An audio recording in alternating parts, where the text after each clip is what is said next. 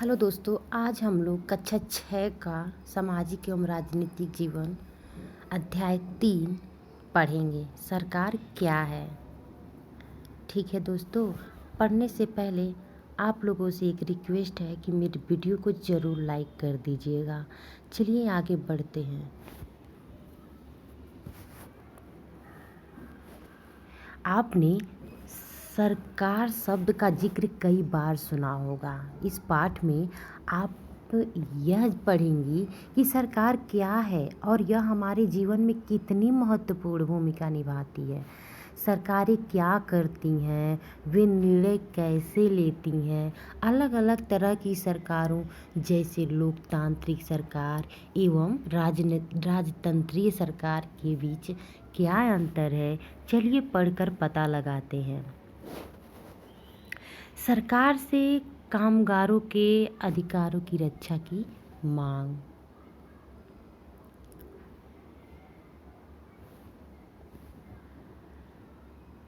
तो सरकार से कामगारों के अधिकारों की रक्षा की मांग। बाढ़ पीड़ितों के लिए सरकार की ओर से राहत सामग्री। प्याज की दर में उछाल, सरकार ने प्याज के दाम तय किए। सर्वोच्च न्यायालय के लिए 5 और न्यायाधीश। सरकार कोयला और बिजली विभागों के पुनर्गठन के पक्ष में है। सरकार ने 15,000 से अधिक गांवों को क्षतिग्रस्त घोषित किया।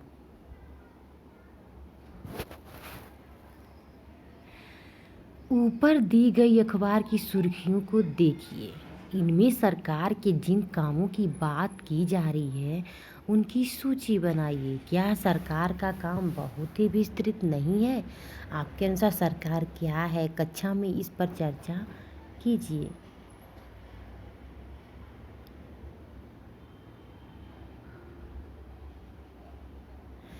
तो हर एक देश को विभिन्न निर्णय लेने एवं काम करने के लिए सरकार की ज़रूरत होती है। ये निर्णय कई विषयों से संबंधित हो सकते हैं। सड़कें और स्कूल कहाँ बनाए जाएं, बहुत ज़्यादा महंगी हो जाने पर किसी चीज़ के दाम कैसे घटाए जाएं, अथवा बिजली की आपूर्ति को कैसे बढ़ाया जाए। सरकार कई सामाजिक मुद्दों पर भी कार्रवाई करती है। उदाहरण के लिए सरकार गरीबी की मदद करने के लिए कई कार्यक्रम चलाती है। इनके अलावा वह अन्य महत्वपूर्ण काम भी करती है, जैसे डाक एवं रेल सेवाएं चलाना। सरकार का काम देश की सीमाओं की सुरक्षा करना और दूसरे देशों से शांतिपूर्ण संबंध बनाए रखना भी है। उसकी जिम्मेदारी यह सुनिश्चित करना है कि देश के सभी नागरिकों को पर्याप्त भोजन और अच्छी स्वास्थ्य सुविधाएं मिलें। जब प्राकृतिक विपदा घेरती है जैसे सुनामी या भूकंप, तो मुख्य रूप से सरकार ही पीड़ित लोगों की सहायता करती है। अगर कहीं कोई विवाद होता है या कोई अपराध करता है तो लोग न्यायालय जाते हैं। न्यायालय भी सरकार का ही अंग है। शायद आपको यह जानकर अचरज हो रहा होगा कि सरकार इतना सब कुछ कैसे कर पाती है और सरकार के लिए इन कामों को करना क्यों ज़रूरी है। जब लोग इकट्ठे रहते हैं और काम करते हैं तो कुछ हद तक एक व्यवस्था की ज़रूरत होती है जिससे आवश्यक निर्णय लिए जा सके। कुछ नियमों की ज़रूरत होती है जो सब पर लागू हो।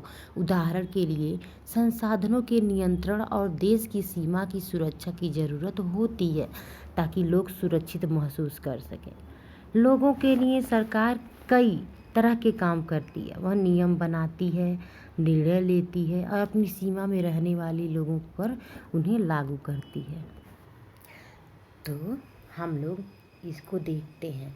क्या आप सरकार के ऐसे कुछ कामों के उदाहरण दे सकती हैं जिनकी चर्चा ऊपर नहीं की गई है?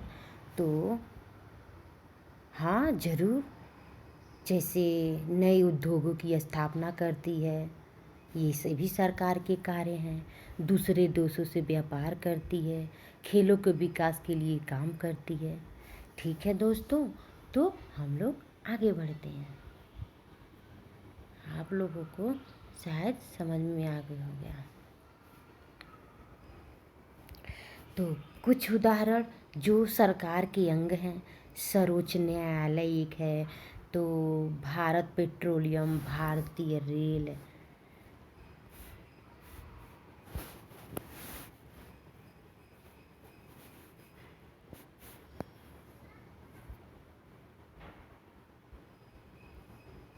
यहाँ हम लोग देखते हैं सरकार के स्तर।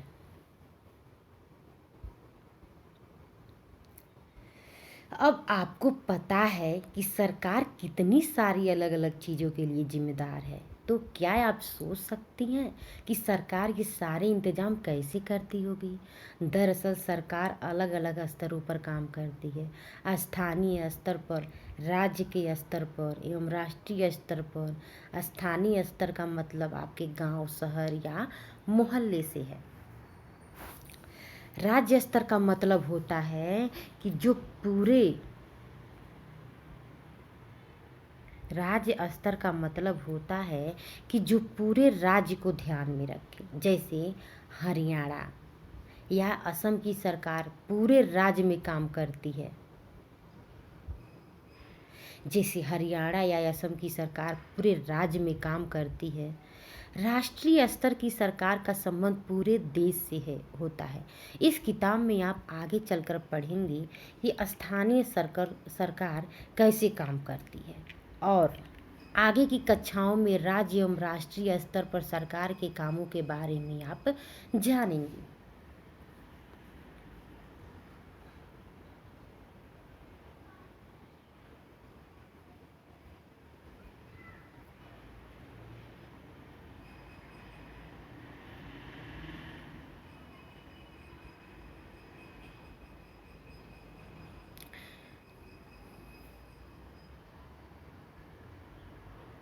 हरियाणा सरकार का सारे हरियाणा सरकार का सारे किसानों को मुफ्त बिजली देने का निर्णय है। पश्चिम बंगाल की सरकार का सारे सरकारी स्कूलों में कक्षा 8 के बोर्ड की परीक्षा लेने का निर्णय है। गांव में एक सार्वजनिक कुएं के स्थान पर चुनने का निर्णय। जम्मू एवं भुवनेश्वर के बीच में नई रेल सेवाएं शुरू करने का निर्णय। पटना में बच्चों के लिए बड़ा सा पार्क बनाने का निर्णय। भारतीय सरकार का रूस के साथ मैत्री संबंध बनाने का निर्णय। 1,000 रुपये का नोट शुरू करने का निर्णय।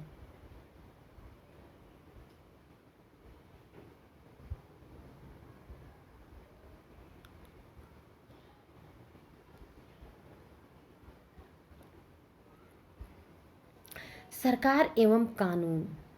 सरकार कानून बनाती है और देश में रहने वाले सभी लोगों को वे कानून मानने होते हैं। केवल यही वह तरीका है जिससे सरकार काम कर सकती है। सरकार के पास जैसे कानून बनाने की ताकत होती है, वैसे ही यह ताकत भी होती है कि लोगों को कानून मानने के लिए बाध्य करे। उदाहरण के लिए एक कानून है कि गाड़ी चलाने वाले के पास लाइसेंस होना चाहिए। अगर कोई लाइसेंस के बिना गाड़ी चलाते हुए पकड़ा जाए तो उसे जेल की सज़ा काटनी पड़ती है या जुर्माना भरना पड़ता है। किसी दूसरे कानून को लेकर यह विचार कीजिए कि लोगों के लिए उसे मानना क्यों ज़रूरी होता है। ठीक है, तो किसी दूसरे कानून को लेकर यह विचार कीजिए कि लोगों के लिए उसे मानना क्यों ज़रूरी होता है। मानना इसलिए ज़रूरी होता है क्योंकि कानून के अनुसार मेडिकल स्टोर के लिए लाइसेंस लेना आवश्यक है।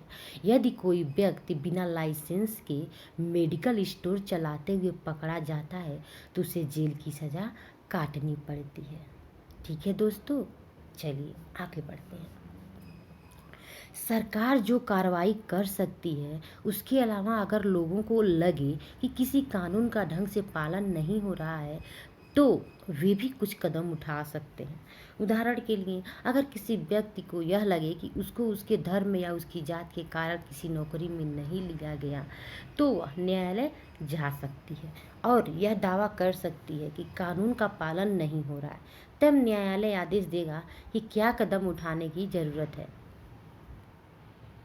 सरकार के प्रकार। सरकार को निर्णय लेने और कानूनों का पालन करवाने यानी उन्हें बाध्य बनाने की शक्ति कौन देता है? इस प्रश्न का उत्तर इस बात पर निर्भर करता है कि उस देश में कैसी सरकार है।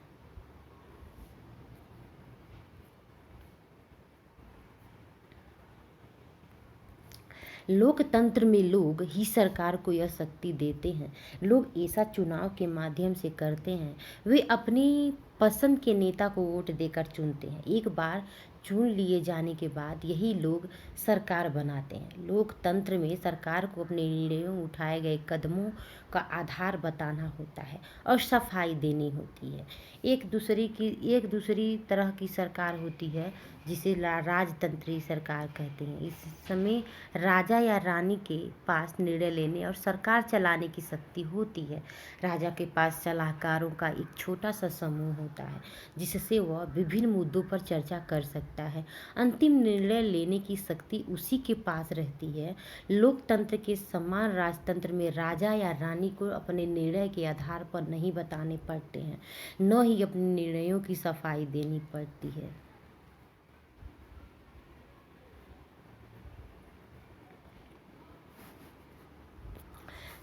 लोकतांत्रिक सरकार। भारत एक लोकतंत्र है। भारत एक लोकतंत्र है। इस लोकतांत्रिक व्यवस्था को पाने के लिए हमने लंबी लड़ाई लड़ी है। संसार में और भी कई देश हैं जहां लोगों ने लोकतंत्र लाने के लिए संघर्ष किए हैं। ऊपर बताया जा चुका है कि लोकतंत्र की मुख्य बात यह है कि लोगों के पास अपने नेता को चुनने की शक्ति होती है। इसलिए एक अर्थ में लोकतंत्र लोगों का ही शासन होता है। लोकतंत्र में मूलभूत विचार यह है कि लोग नियमों को बनाने में भागीदार बनकर खुद ही शासन करें। आज के समय में लोकतांत्रिक सरकार को प्रायः प्रतिनिधि लोकतंत्र कहते हैं। प्रतिनिधि लोकतंत्र में लोग सीधे भाग नहीं लेते बल्कि चुनाव की प्रक्रिया के द्वारा अपने प्रतिनिधि को चुनते हैं। ये प्रतिनिधि मिलकर सारी जनता के लिए निर्णय लेते हैं। आजकल कोई भी सरकार अपने आप को तब तक लोकतांत्रिक नहीं कह सकती जब तक वह देश के सभी वयस्क नागरिकों को वोट देने का अधिकार न दे।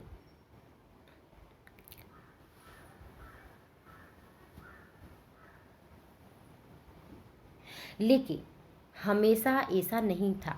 क्या आप विश्वास कर सकती हैं कि एक समय ऐसा था जब लोकतांत्रिक सरकारें औरतों और गरीबों को चुनाव में भाग नहीं लेने देती थी? अपने शुरुआती दौर अपने शुरुआती दौर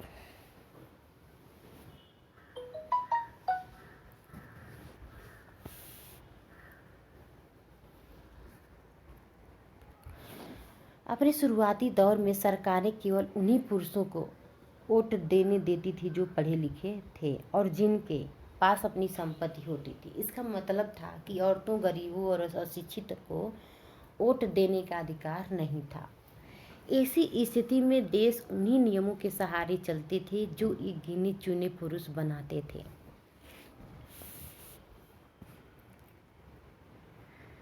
भारत में आज़ादी से पहले बहुत ही कम लोगों को वोट देने का अधिकार था। इसीलिए जनता ने संगठित होकर इस अधिकार की मांग की कि गांधी जी समेत कई नेताओं ने इस अन्यायपूर्ण व्यवहार का विरोध किया। उन्होंने भी जोर शोर से यह मांग उठाई। 1931 में यंग इंडिया पत्रिका में लिखते हुए गांधी जी ने कहा था, मैं यह विचार सहन नहीं कर सकता कि जिस आदमी के पास संपत्ति है वह वोट दे सकता है, लेकिन वह आदमी जिसके पास चरित्र है पर संपत्ति या शिक्षा नहीं है वह वोट नहीं दे सकता। या जो दिन भर अपना पसीना बहाकर ईमानदारी से काम करता है वो वोट नहीं दे सकता क्योंकि उसने गरीब आदमी होने का गुनाह किया है।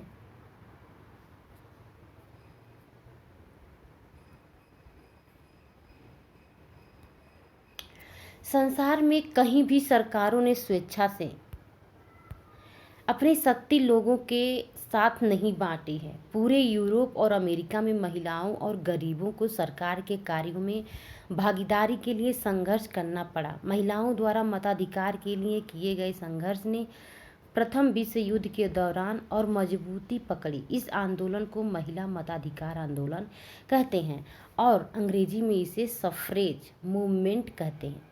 सफ्रेज का मतलब होता है वोट देने का अधिकार। युद्ध के दौरान बहुत से पुरुष लड़ाई में थे, इसीलिए महिलाओं को उन कामों को करने के लिए बुलाया गया जो पहले पुरुषों के काम माने जाते थे।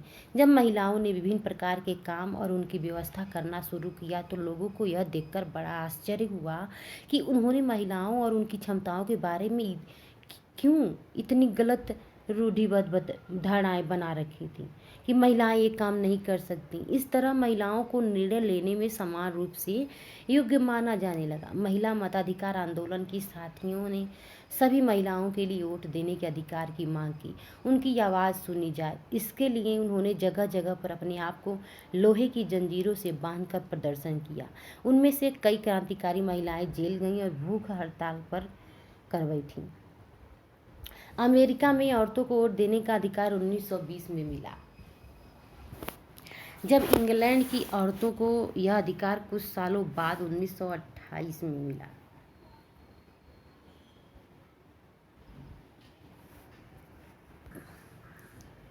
हाँ तो फ्रेंड, हम लोग अब अभ्यास प्रश्न देख लेते हैं।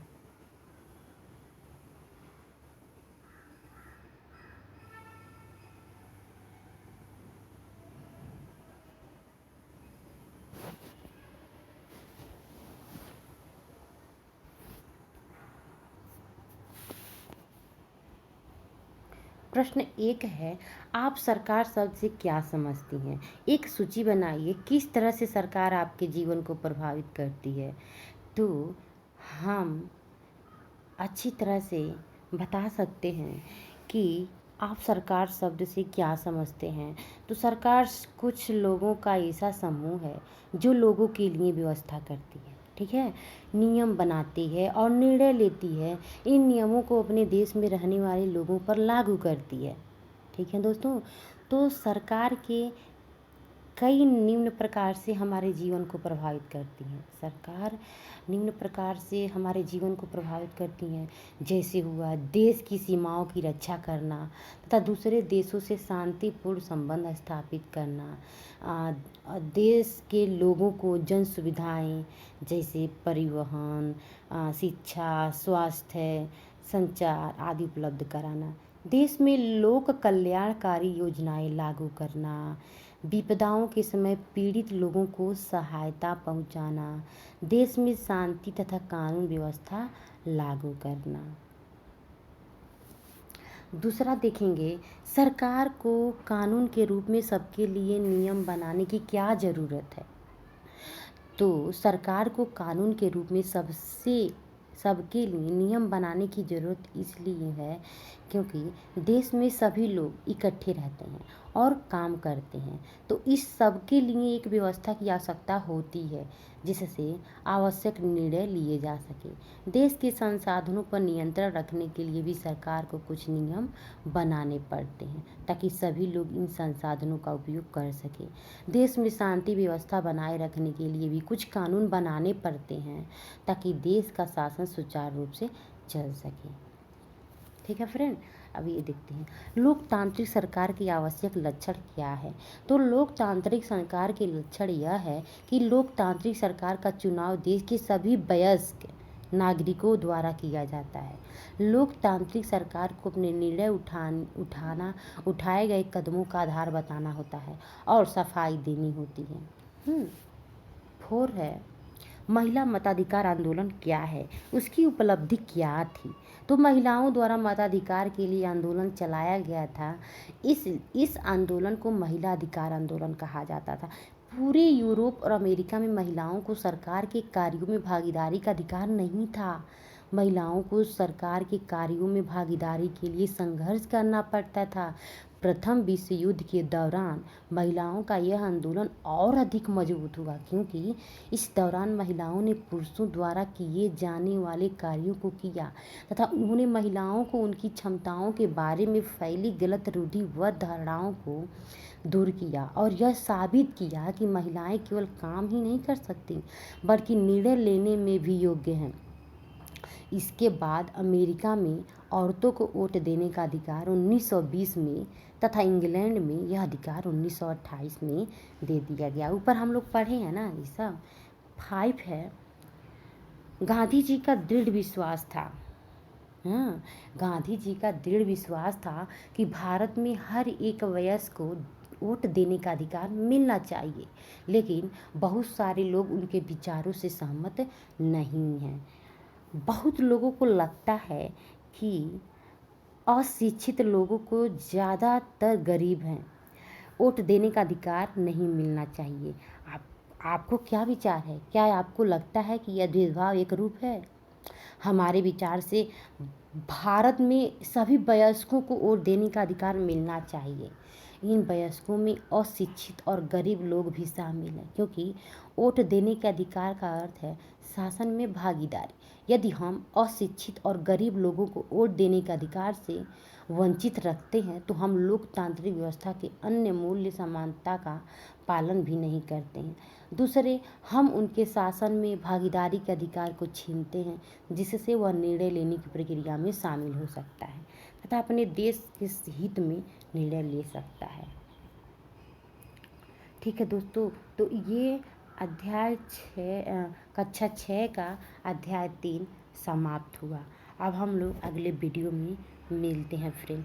तो दोस्तों मेरे वीडियो को ज़रूर लाइक कर दीजिएगा, ज़रूर। ओके दोस्तों, बाय फ्रेंड, अगले वीडियो में मिलते हैं।